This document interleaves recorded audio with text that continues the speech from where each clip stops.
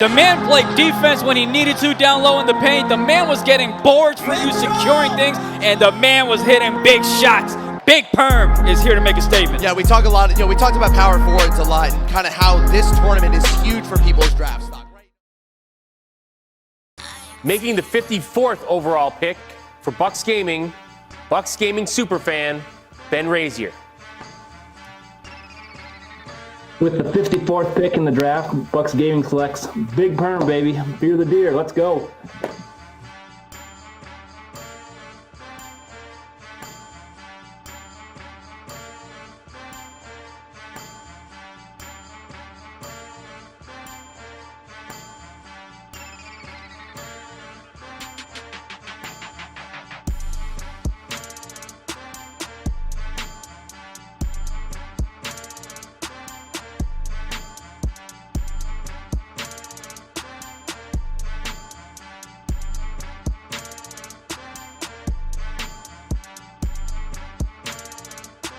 It was really crazy. Like when I think about it, I talked about it probably in one of the other episodes, and if I didn't, it was just like to finally get that ability to be like, when someone asks, "What do you do?"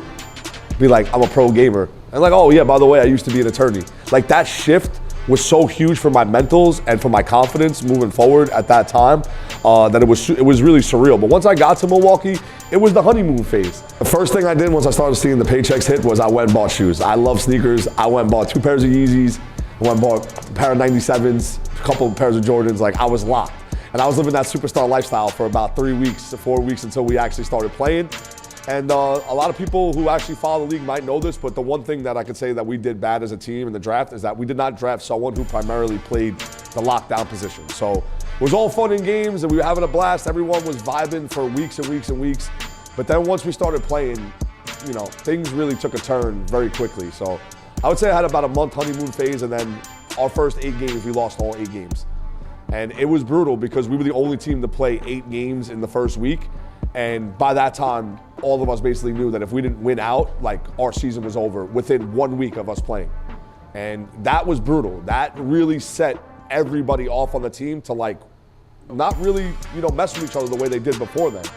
And we had a lot of team strife. No one on the team was used to losing, including myself. And I think that all of us had to really learn how to work with that and be better at dealing with losing, because slowly but surely, we started losing every scrim now. All our practices were losing. We ended up losing some more games. I think we ended up starting the season 0-13 before we won our first game. And at that time, the team was already looking to make changes. And, you know, we ended up trading the guy who had been there the longest to A-Rooks. And I feel like that was kind of the moment where everyone knew that this season was done and that we were just basically trying to make it through. And it became really disappointing because we were all really cool. And once these things happened, all the relationships kind of really just plummeted when it came to playing the game. Did some of us still talk outside of the game? Yeah, but when it came to being a team for the 2K League, we had completely fallen apart. And, you know, it led to me even having incidents with some of my teammates. Things that, when I look back now, you know, I could have probably handled better. And, you know, even though I was 31 at the time and I thought I was mature and knew all these things, I still had stuff I had to learn. And there was things about me that I didn't know because I hadn't lost at that level in my entire life at any point. So the things that also kind of made it kind of crazy was that right after all this stuff happened, people were getting traded. My grandmother passed away. And my grandmother, she had lived with me my whole life. Was someone who raised me and was a huge part of my life. And I went home to go deal with that and still had to come back afterwards and still play. It wasn't as clear cut as that as still playing. I was benched at the time, but when I came back, we were in the last tournament. And my point guard came to me before the last game of the season. He said, "Yo, I need you to come and play." And even with all the stuff that had happened, even with all the strife and even all the breakdowns that we had as a team, I'm still a competitor. So I still loaded up. We ended up losing anyway, but it was kind of my note to myself that no matter what happened, with all the stuff that happened, people getting traded, people, you know, my grandmother passing away, people not liking each other on the team, like no matter what, I'm always gonna hoop. I'm always gonna give the best that I have. I knew once that season happened, I had seen people before me have the same type of struggles and then not make it back in. So once the season ended, I was super nervous. I got drafted as the 53rd pick out of 63. So it's not like my value was really high already coming into the league. And then you add in that we had a 6-22 season where we didn't make the playoffs. I knew that my chances were really slim. So right after that, my grandmother passed away, the season ended. 8 days later, the new game came out.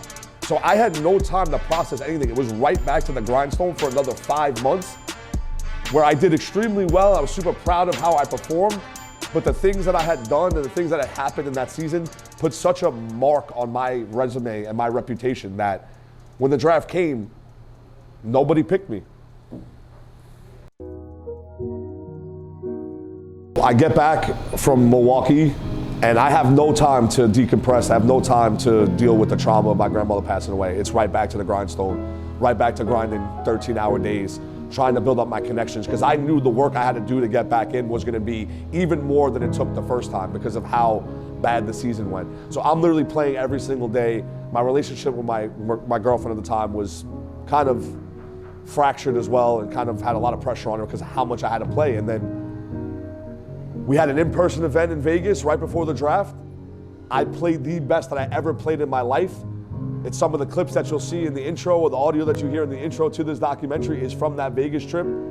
I beat one of the teams that was like top 3 teams in the world in pre-draft at that time, and I still didn't get drafted.